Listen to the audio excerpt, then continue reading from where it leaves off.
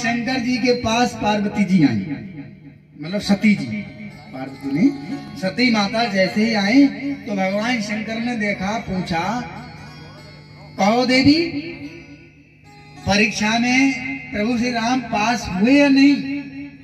तो सती ने समझा कि अब मामला सब तरह से हमारा बिगड़ चुका है, तो झूठ और बोल जाए। तो वैसे ही आकर के भगवान शंकर से बोली, वाह महाराज, हम कोई परीक्षा लेने गए थे क्या? हमें आपकी बातों पे भरोसा नहीं है? अरे आप हमारे पति हैं, हम आपको गुरु मानती हूँ और आपको दुनिया मानती है, मैं भी मानती हूँ, और आपके वचन पे मुझे भरोसा नहीं होगा? परीक्षा लेने थोड़ी गई। तो भगवान शंकर बोले, फिर किस लिए गई?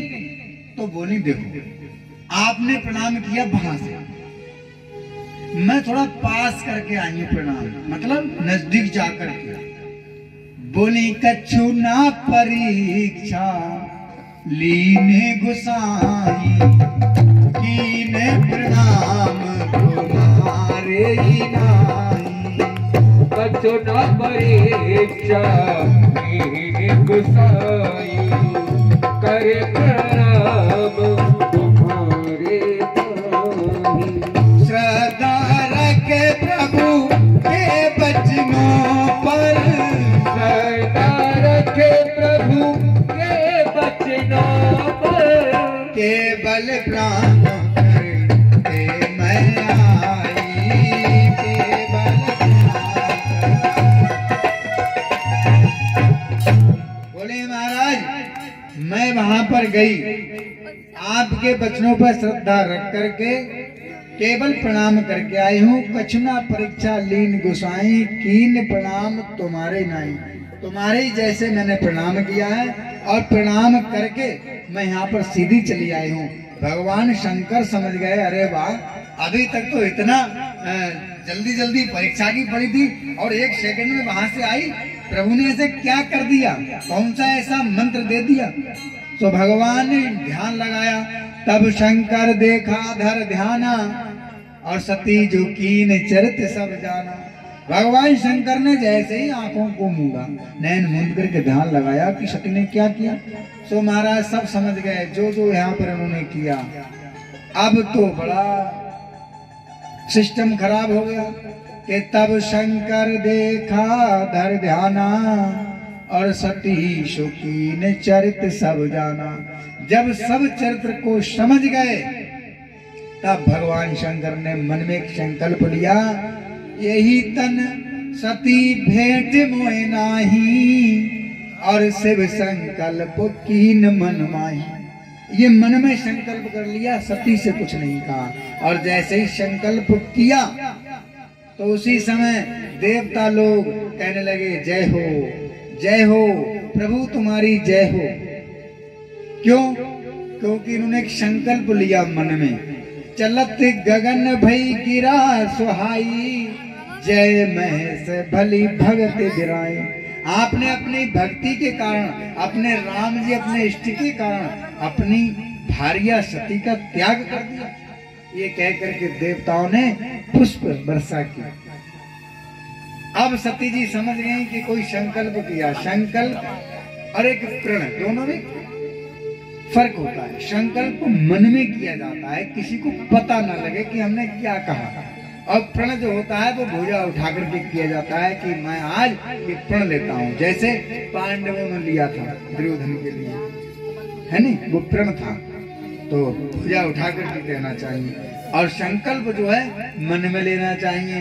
पर आजकल लोग संकल्प लेते हैं कहीं पर, तो संकल्प बाद में होता है, पहले लोगों को पता लग जाता है ये संकल्प हुआ, फिर भी वो संकल्प टिक नहीं पाता है। नहीं, संकल्प का तो पता भी नहीं चलता। लेकिन चलो, सबकी इच्छा है कैसे भी कोई ले संकल्प, पर संकल्प टिका रहना चाहिए, पता भी लग जाए तो। हमने तो कई बार देखा, लोग संकल्प ले लिया, बोले महाराज हमने कथा की है या कोई धर्म अनुष्ठान कराया, तो हमने संकल्प ले लिया कि आज से हम गुटखा नहीं खाएंगे। लोगों को बताएंगे, फिर लोग कहेंगे अरे उसने संकल्प ले लिया। और हमें लगता थोड़ा समय नहीं बीता कि संकल्प की पता नहीं हो पाएगी जब तक प्रचार दूसरा शुरू बोले है उसे दिन से खैर होगा। तो क्या फायदा संकल्प से, है नहीं? तो संकल्प मन में लिया जाता है और फिर उसका पूरा पालन भी किया जाता है। भगवान शंकर ने संकल्प मन में किया, पता किसी को नहीं हुआ, सती को भी नहीं बताया, लेकिन जय हो कि जय घोष होने लगे। सती समझ गई कि जरूर कुछ ना कुछ मामला गड़बड़ हुआ। क्यों? क्योंकि सती ने अपने पूरे सिस्टम को चेक किया कि मैंने कहां से कहां तक इस कथा को बढ़ाया और कहां से कहां तक क्या संकल्प भगवान ले सकते हैं। उन्होंने समझ लिया कि मुझे ही त्याग दिया और वहीं से चले गए। कृपा सिंधु शिव परम अगाधा, प्रगट न कयहु मोर अपराधा। सती समझ गई कि मेरे अपराध गुरु ने प्रगट नहीं कहा है, परंतु मुझे आज छोड़ दिया। तो मैं विनय करहूं कर चोरी, छूटे बेग दे ये मोरी। यही विधि दुखत प्रजेश कुमारी, अखत निये दारुण दुख भारी। आज कैलाश पर्वत पर भगवान शंकर मां सती पहुंच गए, लेकिन भगवान शंकर ने सती को त्याग करके एक समाधि लगा दी। और वो समाधि कितने समय की थी? 87,000 वर्ष की। राम कथा कहती है कि 87,000 वर्ष के लिए भगवान शंकर ने समाधि लगा दी यहां से जाने के बाद। अब ये कथा इसी तरह से रामचरितमानस में तुलसीदास जी ने वर्णन भी किया। इसके बाद में जब 87,000 वर्ष बीते, तब उसी समय दक्ष प्रजापति, सती के पिता का नाम है दक्ष,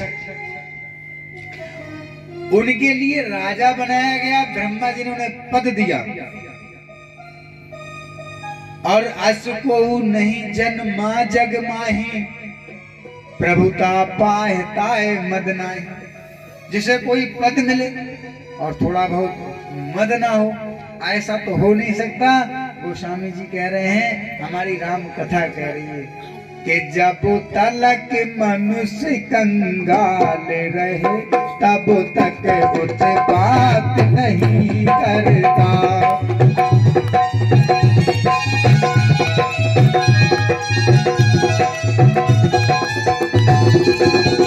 जब तलक मनुष्य कंगाल रहे, तब तक उठ बात नहीं करता। थोड़ी सी प्रभुता पा जाए, थोड़ी सी प्रभुता पा जाए, तो उसे बात नहीं करता।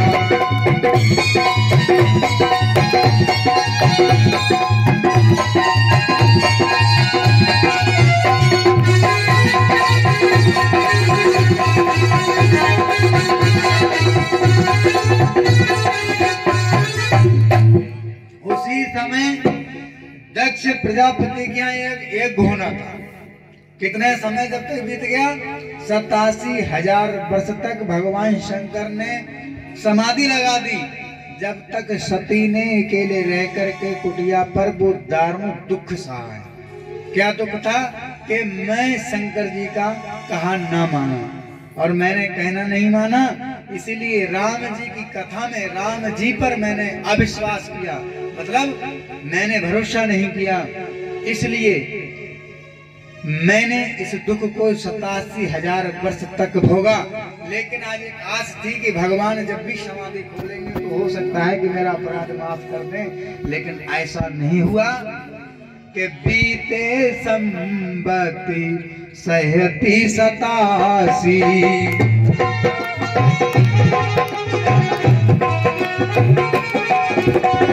बीते संबत्ति 87 अजी समाधि शंभु अविनाशी।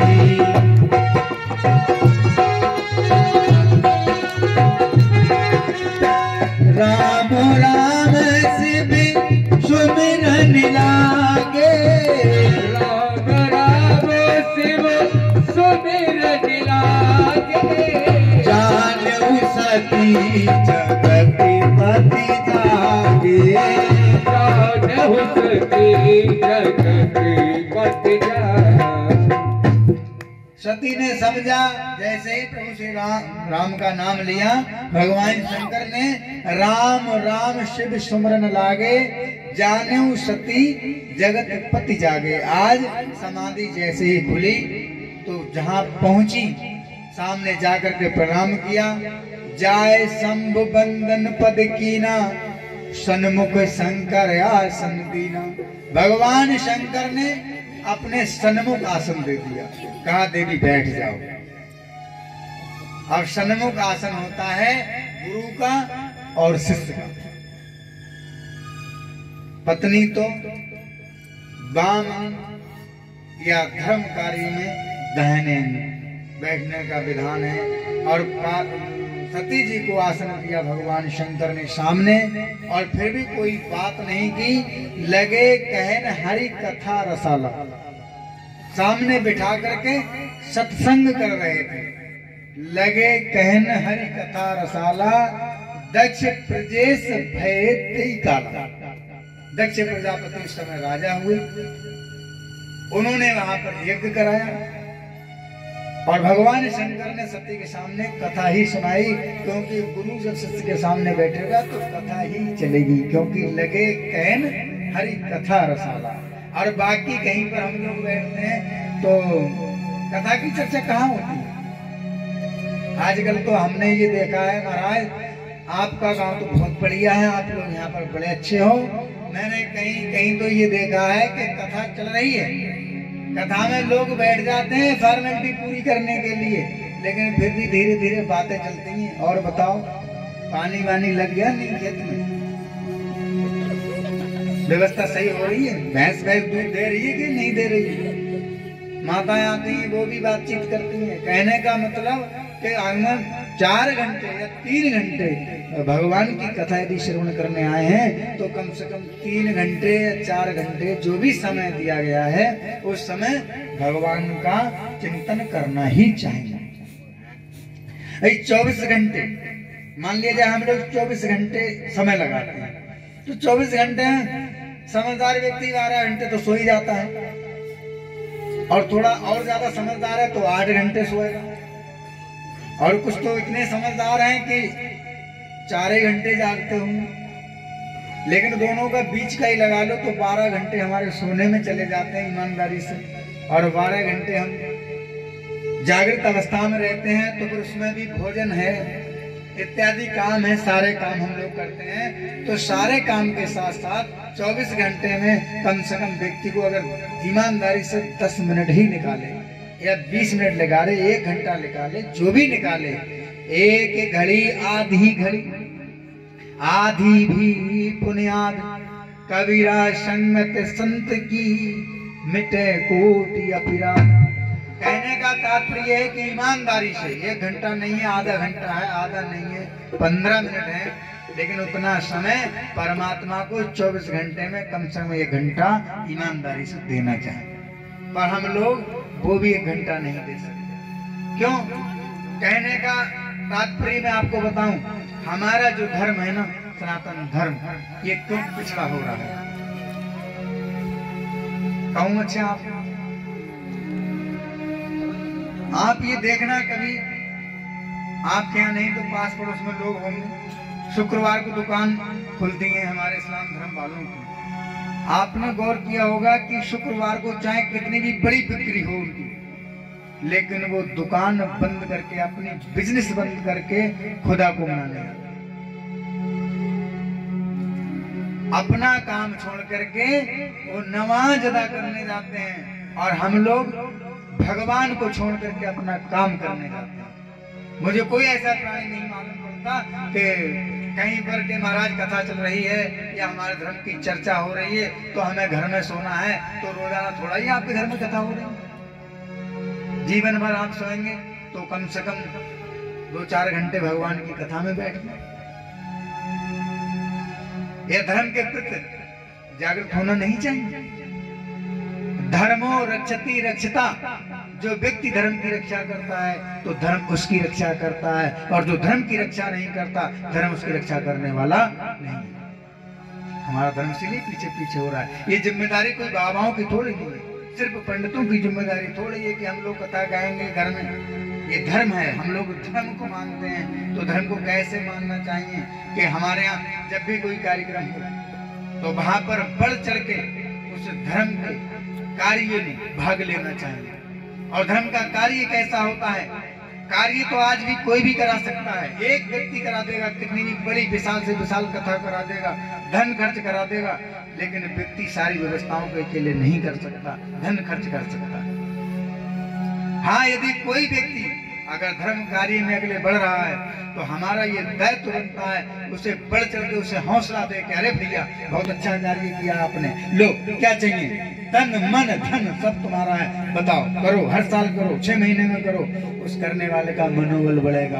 और जहाँ कोई व्यक्ति तैयार हुआ उसको बीच में बता दिया, अरे ये कैसे, ये कैसे, तो आपको पता है ये मैं नहीं कह रहा, आपने भागवत जी की कथा सुनी है, पद्म पुराण, स्कंद पुराण, सारे 18 पुराण हैं, कुछ सुने होंगे। उसमें एक कथा आती है, राजा बलि था,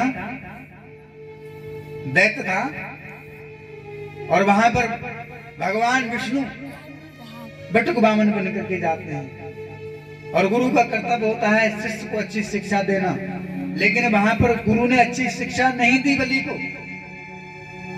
शुक्राचार्य संजीवनी विद्या जानते थे, उन्हें सारे दैत्यों को जीवित कर दिया था, इतने बड़े सक्षम थे दैत्य गुरु शुक्राचार्य। और हमारे जो देवताओं के जो गुरु हैं वो कौन है? बृहस्पति। और दैत्यों के गुरु हैं शुक्राचार्य। गोस्वामी जी ने रामचरितमानस में कहा है कि बिन गुरु भवनित तरई न कोई, चाहे वृंच शंकर सम होई, चाहे भगवान शंकर ही को ना हो, लेकिन बिना गुरु के ज्ञान आने वाला नहीं है। लेकिन पूरा पढ़े मानस को तो उसमें एक लाइन और भी उन्होंने लिखा है उत्तर कांड में कि हरई शिष्य धन शोक न हरई, सो गुरु घोर नरक में पड़े। बिना गुरु के ज्ञान नहीं मिलेगा, अच्छी बात है, लेकिन गुरु भी ऐसा नहीं हो कि सिर्फ तुम्हारे धन का हरण करे और तुम्हारी विपत्ति का नाश ना करे। डॉक्टर साहब दवा रोज दे रहे हैं, पैसे ले रहे हैं, फायदा बिल्कुल नहीं करे तो कौन जाएगा बार बार? हरई शिष्य धन शोक ना हरई, सो गुरु घोर नरक में पड़े। जो खुद नरक में पड़ेगा तो हमें कैसे छोड़ देगा, हमें भी तो लेके ही आएगा। शुक्राचार्य ने कहा कि बलि ये भगवान विष्णु है, ये छलिया है, ये कोई बामन नहीं है, कोई पृथ्वी लेने के लिए, 3 पग भूमि लेने के लिए नहीं आया है। बलि ने कहा गुरु जी तो अच्छी रास्ता दिखाते हैं, गु माने अंधकार के, रू माने प्रकाश का, तुम तो भगवान से मिलाने का काम होता है गुरु का, और यहाँ भगवान मिलने के लिए आए और आप मिलने नहीं दे रहे। जो वो मांगने आए मैं उन्हें दूंगा, ये मेरे सौभाग्य की बात है कि दाता दुनिया राम, भिखारी सारी दुनिया। दाता एक राम, भिखारी सारी दुनिया, और आज वो दुनिया के दाता मेरे यहाँ कुछ मांगने आए और मैं, आप मुझसे कह रहे हैं मेरे गुरु होकर के कि इसे कुछ मत देना, ये छलिया है, छल के ले जाएगा, छलावा करेगा, आप कैसे गुरु हैं? शुक्राचार्य ने समझाया, बलि ने नहीं माना, तो शुक्राचार्य ने उस जो पात्र था जिसमें जल का संकल्प होना था उसमें सूक्ष्म रूप बना करके अंदर बैठ गए। बाहर देख रहे थे कि संकल्प नहीं होगा, जल नहीं निकलेगा तो संकल्प नहीं होगा। ऐसा नहीं सोचना चाहिए कि मैं इस कार्य में नहीं बढ़ूंगा तो ये कार्य नहीं होगा। शुक्राचार्य ने जल का लोटा बंद कर दिया। आपने देखा होगा पहले गंगा सागर चलते थे टोटी वाले, उसमें छुप गए, अंदर घुस गए कि ऐसा है, जब जल ही नहीं गिरेगा तो संकल्प ही नहीं होगा, भगवान कैसे संकल्प कराएंगे? भगवान ने कहा अच्छा, देने वाला दे रहा है, लेने वाला ले रहा है, तुम जबरदस्ती में टांग खींच रहे। सो भगवान बोले राजन, ये पात्र जो है ना तुम्हारा रखा रखाया है, पुराना है पात्र, इसमें कचरा फंसा हुआ है। भगवान के पास कुछ आसन था, उसमें से कुशा की नोक बनी होती है, बढ़िया करके बोले मैं इसे साफ कर दूं। और शुक्राचार्य ऐसे देख रहे थे संकल्प होगा कि नहीं होगा, आंख खोल के ही बिल्कुल देख रहे थे सामने, दूरबीन लगा करके। तो उन्होंने पैसे ही भगवान ने चुपके से निकाला, पक्के से डाल दिया, आंख फूट गई, बाहर निकल के खड़े हो गए, बोले मर गए मर गए। बोले बता, हमने अपने नेत्र जबरदस्ती फुड़वा लिया, बलि तुझे श्राप देता हूँ, जा श्री हूं मेरा, तूने गुरु जी की आज्ञा नहीं मानी। बोले महाराज अब भी नहीं मान रहे हो, भगवान विष्णु भी जो वामन अवतार में थे, वामन अंगुल के, वो भी कह रहे हैं अब जाओ तुम्हारा काम हो गया, आशीर्वाद मिल गया। मतलब जो धर्म में टांग अड़ाता है, चाहे वो कितना भी बड़ा संत ही क्यों ना हो, संजीवनी विद्या को जानने वाला ही क्यों ना हो, दैत्य गुरु शुक्राचार्य ही क्यों ना हो, पर जो व्यक्ति धर्म में टांग अड़ाता है, उस कार्य को रोकने की कोशिश करता है, उस व्यक्ति की ऐसी ही दशा हो जाती है। ये मैंने कथा कही। इसलिए धर्म को जितना हो सके उतना उसका प्रचार करिए, उतना उसको बढ़ाइए। ये रामचरितमानस कोई साधारण चीज नहीं है। इस कथा को जरूर सुनना चाहिए और पढ़ना चाहिए। और वैसे हमारे पास कहाँ समय है महाराज, इसी बहाने कम से कम आज आपके गांव में 9 दिन तक श्री राम जी की कथा की गंगा बहेंगी। और महाराज अब इसमें खूब लोग गोते मारेंगे। और कुछ कुछ ऐसे भी होते हैं, बोले ठंड में कौन कपड़ा निकाले गंगा नहाए, हम तो घर ही ना नहाते तो गंगा जी में क्यों नहाएंगे। ऐसे भी लोग मिलेंगे, लेकिन बाकी लोग 5-5 डुबकी मारेंगे। मारेंगे नहीं मारेंगे। आपका गांव बहुत अच्छा है, क्योंकि मैं पिछली बार कथा करके गया हूँ तो ये पंडाल जो छोटा पड़ता था, अब की तो मौसम आज साफ है, पिछली बार बहुत बड़ा पंडाल था, ये छोटा पड़ रहा था, ये पड़ेगा कल से छोटा। ये भगवती की कृपा है। आज पहला दिन था, कार्यक्रम लेट भी था थोड़ा, कोई दिक्कत नहीं है। मैं तो महाराज कम हो ज्यादा हूँ पर पूरे भाव के साथ कथा को सुनाता हूँ। पर सबसे निवेदन एक करूंगा, जो लोग यहाँ बैठे हैं, घर पे सुन रहे हैं, धर्मो रक्षति रक्षिता। आप धर्म को अगले बढ़ाइए, क्योंकि आप विश्वास नहीं करेंगे आने वाली पीढ़ी, हमारा आपका तो सब हो गया जैसा भी है, लेकिन ये जो बच्चे बैठे हैं ना, ये छोटे छोटे, ये आने वाले समय में जब तक इनको राम कथा कृष्ण कथा आप नहीं सुनाएंगे, हमारे यहाँ देश के बारे में, हमारी कथाओं के बारे में, हमारे भगवान के, हमारे धर्म के, हमारे चित्र के बारे में नहीं बताएंगे, ये बच्चे मोबाइल पे ओप्पो देख करके बिगड़ जाएंगे, कुछ नहीं देखते हैं। इनके पास जो मोबाइल है ना, ये आज मैंने आपके यहाँ चैनल सब्सक्राइब करवाए। मैं जहां भी जाता हूँ कहता हूँ भैया कथा का चैनल सब्सक्राइब करो। लोग कर देते हैं उस समय फॉर्मेलिटी पूरी करने के लिए, अरे गुरु जी बोल रहे हैं कर दो। और फिर जैसे ही उसमें कोई कथा गई, उन्हें पता लगा तो उन्हें पता नहीं चैनल सब्सक्राइब हो रहा है या हट रहा है, चैनल और हट जाता है बजाय सब्सक्राइब करने के लिए। क्यों? इन्हें वो आता ही नहीं है। एक बात और बताएं, ये गंदी फुहड़ बातें मोबाइल में बिना सब्सक्राइब किए आती है, ये भी आप नोट कर लेना। लेकिन कथा भागवत कभी नहीं आती है बिना नोटिफिकेशन दबाए। कितनी विडंबना है। यहाँ से लेकर के मतलब जो भी बैठे हैं वो सब भगवान के विरोधी ही बैठे हैं। वो चाइना वाला वो तो वैसे ही नहीं करेगा ऐसा काम, वो तो मोबाइल जो चला रहा है वो अंट शंट चीजों को फ्री में डालता है, मोबाइल पे आएगा सभी के आता है, लेकिन अच्छी चीजें वो वायरल नहीं करता। इसलिए कम से कम कोई दूसरा वायरल ना करे तो कम से कम हमें स्वयं तो अपने धर्म के प्रति जागृत रहना चाहिए। ये दायित्व हमारा सबका है। तुलसी ने रामायण लिख दी, घर घर राम बनाने को, भूल गए दोहा चौपाई गाते फिल्मी गानों को।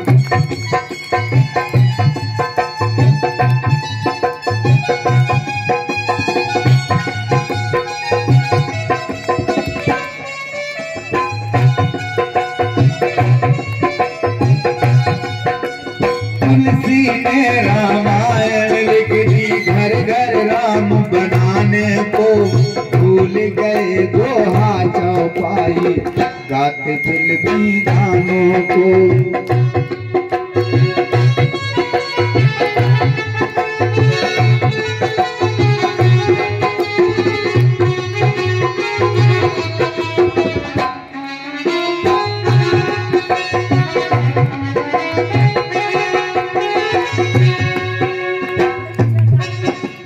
पढ़ने लिखने में जीरो है, पान मसाला खाते हैं, कलम किताब को छोड़ के भाई फिल्म देखने जाते हैं। भाई फिल्म देखने जाते हैं, हाँ फिल्म देखने जाते हैं।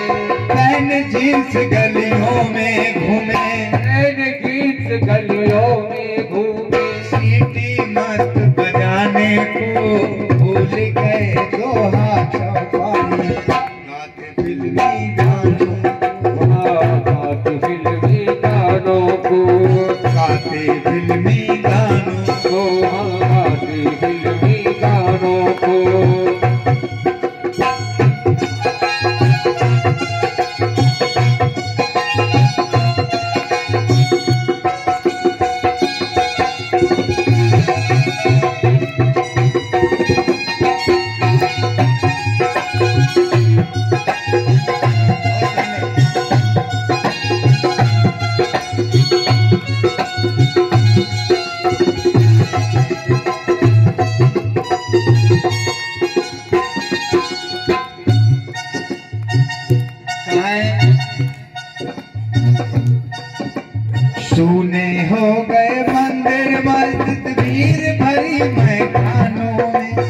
तूने हो गए मंदिर मस्जिद भीड़ भरी में खानों में। ना जाने क्यों शर्म आती इनको मुंह दिखलाने में। हाँ इनको मुंह दिखलाने में, हाँ इनको मुंह दिखलाने में। मात पिता को गाली देते, मात पिता को गाली देते, फैशन नया बनाने को भूल गए दोहा चौपाई। गाते फिल्मी गानों को, गाते फिल्मी गानों को, हाँ गाते फिल्मी गानों को। तुलसी ने रामायण लिख दी घर घर राम बनाने को भूल गए दोहा चौपाई। गाते फिल्मी गानों को, हाँ गाते फिल्मी गानों को, हाँ गाते फिल्मी गानों को।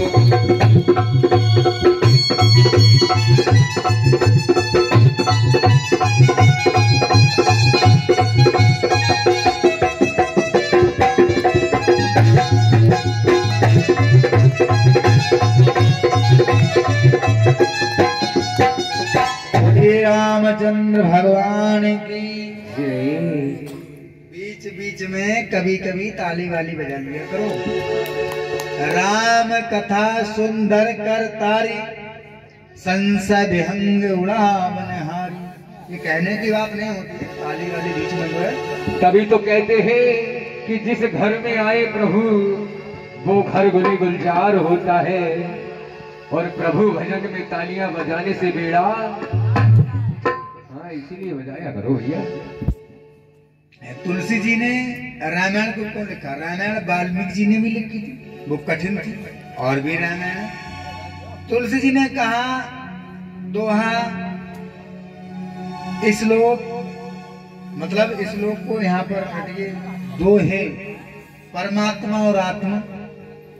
छंद क्षण क्षण रटिए, सोरठा इसका सोरठ कर दीजिए श्लोक में। और जब रामायण को पढ़ेंगे श्लोक, दोहा, छंद, सोरठा, चौपाई, धर्म, अर्थ, काम, मोक्ष सब मिल जाएगा राम कथा पढ़ने से। इसलिए उन्होंने राम कथा को लिखा सुंदर सरल भाषा में कि हर व्यक्ति पढ़ सकता है, गा सकता है। तुलसी ने रामायण लिख दी घर घर राम बनाने को, लेकिन भूल गए दोहा चौपाई गाते फिल्मी गानों को।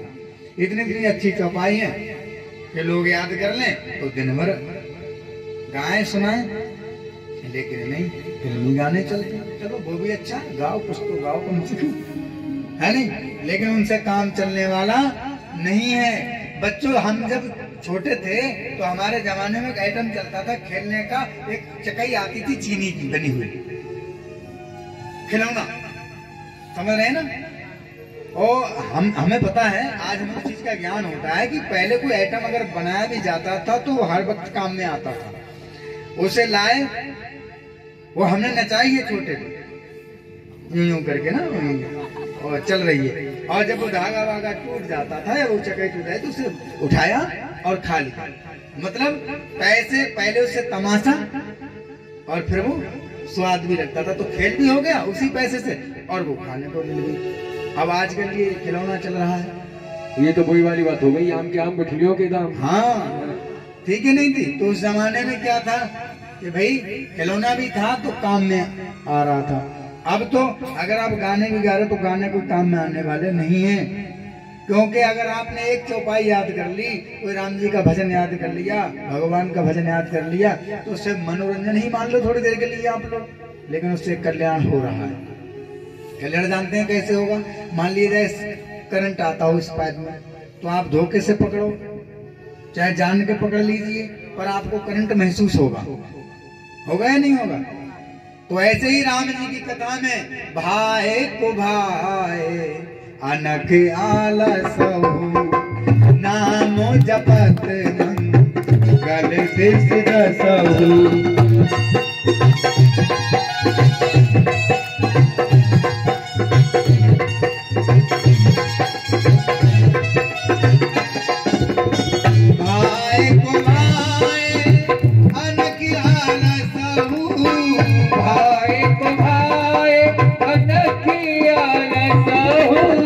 नामो जपत मंगल देश दसहु नाम जमत महान दस दिसहु। राम जी का नाम लेने से कल्याण होगा, चाहे आप भाव से लें, कुभाव से लें, अनक से, आलस से, लेकिन कल्याण होगा। पर ऐसा विचार नहीं करें जो लोग घर में लेटे हों, आवाज जाती हो, कहेंगे गुरुजी कह रहे हैं कि भैया नाम लो, तो हम तो लिहाम में बैठे बैठे ले तो रहे, कल्याण तो हो रहा है। ऐसा बिल्कुल नहीं है, क्योंकि इसमें एक बिल्कुल किंतु परंतु जरूर लगाया जाता है जगह, है नहीं? एक विधि जरूर करनी पड़ेगी इसमें। क्या? भाई कुभाय अनक आलसहु नाम जपत मंगल दसहु। कल्याण तो होगा, लेकिन कैसे? किसी के शरीर में अस्वस्थता के कारण, मान लो किसी का शरीर काम नहीं कर रहा है, तो वो चारपाई में बैठ के लेट करके सुनेगा। परमात्मा जान रहे हैं कि आने जाने लायक ये व्यक्ति नहीं है, तो उसका कल्याण होगा। कोई व्यक्ति को सर्दी है, दुख तकलीफ है, वो नहाने के लायक नहीं है, तो परमात्मा समझ रहा है चलो बिना नहाए धोई काम कर ले, तो उसका कल्याण होगा। आप शरीर अच्छा खासा बोले हम तो बिना नहा धोए 1 महीना तक ऐसे रहेंगे, राम का नाम ऐसे लेंगे, तो कल्याण नहीं होगा। लोग चलने लायक हैं 6 किलोमीटर पैदल, और बोले हैं हम तो हीना से दर्शन करेंगे भगवान जी के, हम क्या कोई जाएंगे 6 किलोमीटर, तो कल्याण नहीं होगा। मतलब अगर आप उस स्थिति में हैं तो आप नाम लेंगे तो आपका कल्याण होगा, और जरूर होगा। तो महाराज हम जो कहना चाह रहे थे, कहने का उद्देश्य ये है कि आप लोग यहाँ पर, क्योंकि मैं एक बार कथा कर गया हूँ तो मैंने सबको देखा है, सबका प्रेम भाव, ये वैसे ही कथा को पहले की तरह सुचारू रूप से चलाएं सब लोग, ठीक है ना? कोई व्यक्ति ये कथा नहीं करा रहा है कि आप सोचें कि डॉक्टर साहब किसका हो रहा है, दीपक का। बोले साहब दीपक जल रहा है, इसलिए कहते हैं करता है काम और कोई, पर नाम और का होता है। जलता तो रोगन कपड़ा है, पर नाम दिए का होता है। इसलिए चाहे कोई भी कार्य कराए, पर उसके पीछे लग जाओ भरपूर तरीके से, तो काम ऑटोमेटिक परमात्मा फिर सब कहते हैं अरे वाह इतने चाहने वाले हैं, तो परमात्मा भी वहां आ जाता है और हमारा कार्य पूरा चलेगा। बोले हनुमान जी महाराज की। कितना समय हुआ है? भगवान शंकर ने सामने आसन दिया सती जी को। सती जी के सामने बैठने के बाद भगवान शंकर ने लगे कहन हरि कथा रसाला, दक्ष प्रदेश भय दे काला। ब्रह्मा जी ने उनको एक पद दिया सती के पिताजी को। इसी समय यज्ञ होना था, और महाराज यज्ञ में सारे देवताओं को निमंत्रण दिया, लेकिन भगवान शंकर के पास निमंत्रण नहीं गया था। क्यों? यहाँ एक विडंबना ये थी कि सती जी ने जैसे ही पूछा प्रभु ये सब लोग कहाँ जा रहे हैं ये वाहन ले ले करके।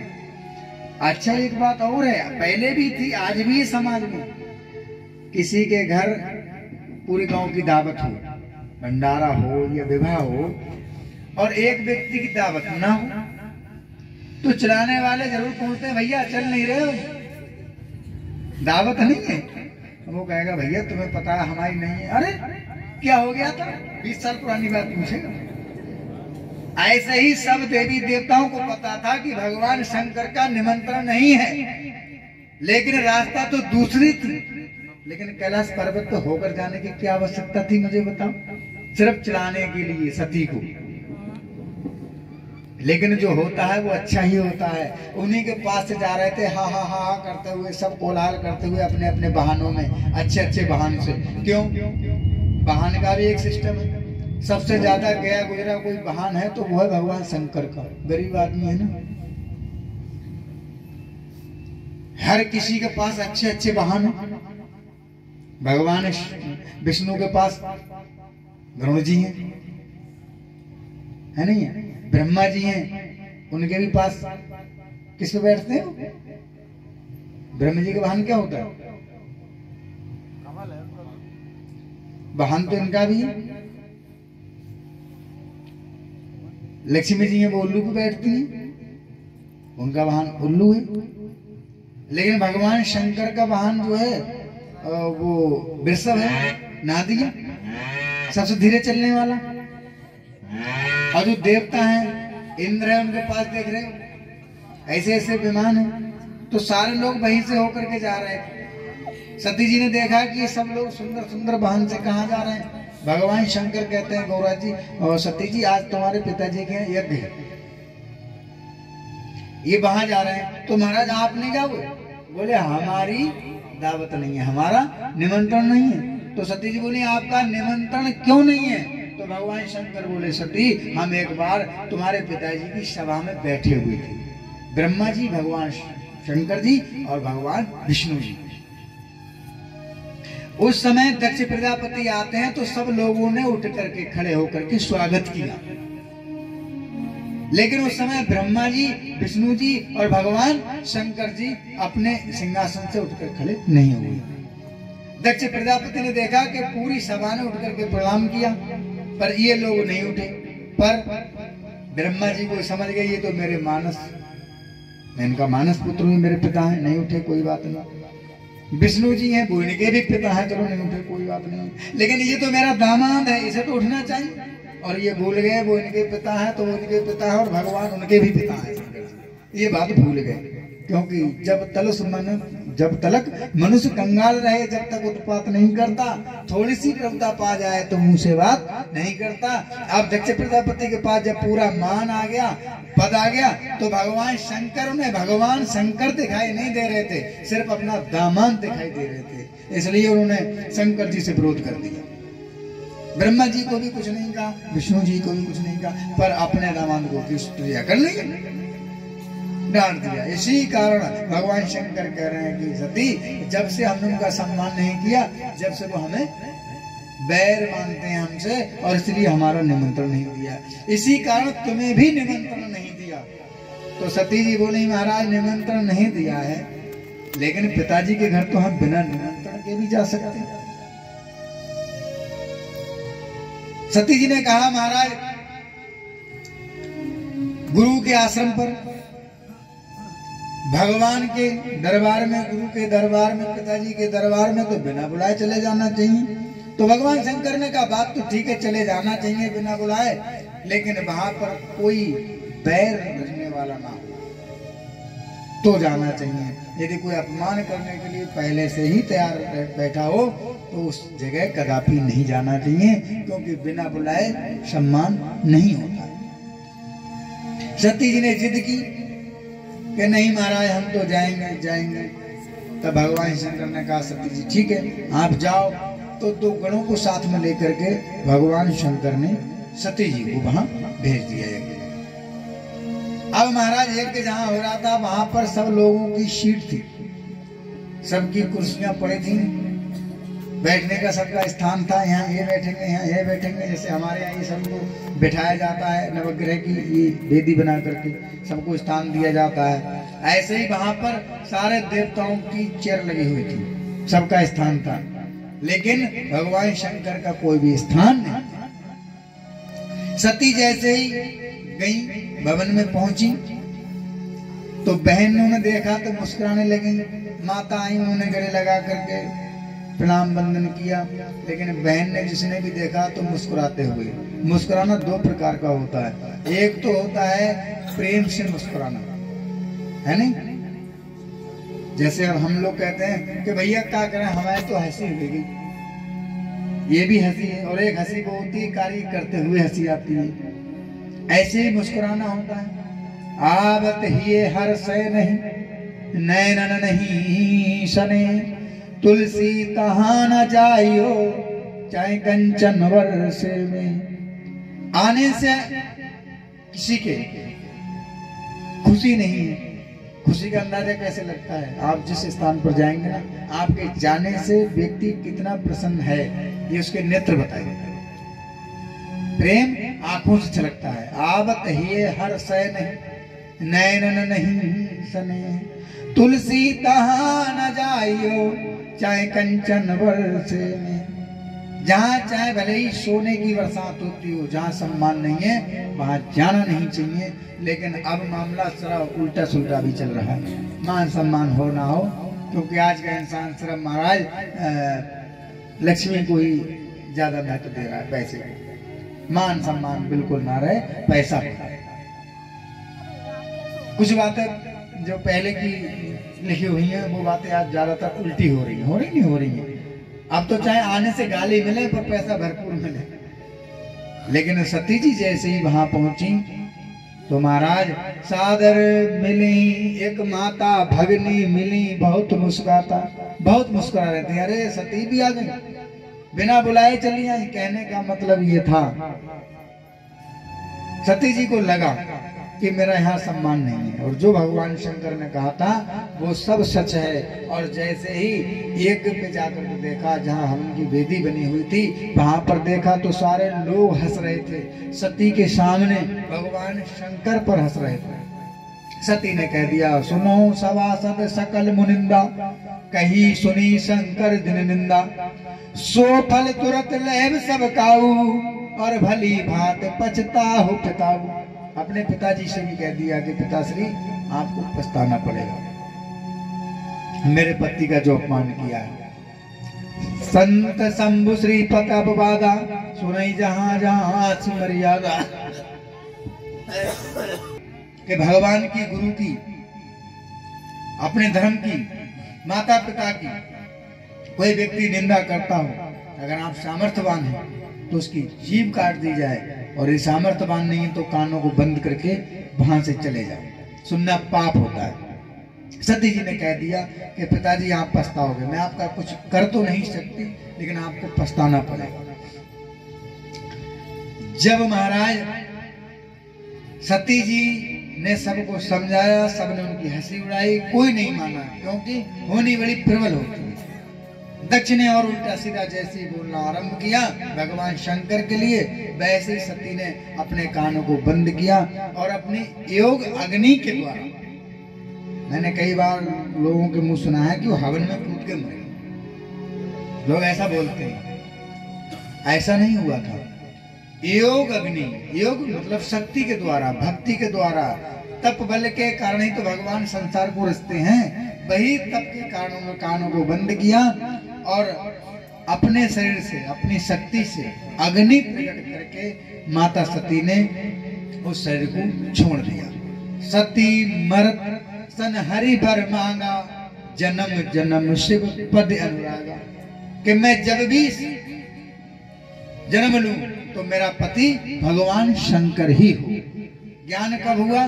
जब पूरी कथा हो गई कि मैंने जब जब अपने पति की बात को नहीं माना तब तब मेरा सिस्टम खराब हुआ। और लास्ट में समझ में आई, जब समय निकल गया तो समझ में आई तो फायदा क्या है। समय और समझ व्यक्ति के जीवन में आते हैं, और समय पर यदि समझ आ जाए, सत्य को समय पर जब कथा सुनने गई तभी समझ रही थी, भगवान शंकर ने समझाया, लेकिन वो समय निकल गया। आज समझ आई, अब कुछ नहीं कर सकते थे, क्योंकि इस समय जब शरीर को त्यागा तभी सती ने मरते समय ये वरदान मांगा भगवान शंकर से कि हे प्रभु, मैं जब भी धाम पर आऊं, जब भी मेरा जन्म हो तो मुझे पति रूप में भगवान शंकर ही मिले। और ये कह करके अपने शरीर को त्याग दिया। इधर जैसे ही सती ने अपना शरीर त्यागा, वहां यज्ञ में हाहाकार मच गया।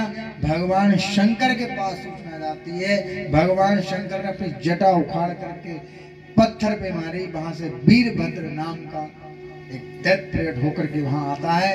तो जैसे जैसे लोगों ने उस एक मंडप पे हंसी उड़ाई थी भगवान शंकर की, जो महात्मा लोग दाढ़ी जिनकी लंबी थी वो हंस रहे थे भगवान शंकर पे, उनकी दाढ़ी पकड़ पकड़ के मारा। जो दांत निकाल कर हंस रहे थे, मुंह खोल कर उनके दांतों को तोड़ तोड़ करके मारा। इस तरीके से जैसे जैसे जिसने प्रसाद लेकर के आए थे वैसे वैसे उस वीरभद्र ने सबको बांटा, पूरा यज्ञ विध्वंस कर दिया। तो भगवान शंकर ने जो है उनका शीश बांधा दक्ष प्रजापति।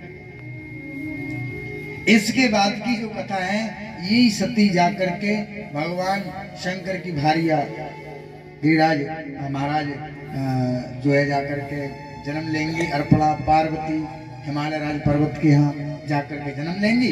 ये कथा तो कल पहुंचेगी। अब आज की कथा को यहीं पे विराम होता है। बोली शंकर भगवान की, पार्वती मैया की, हनुमान जी महाराज की, रामचंद्र भगवान की।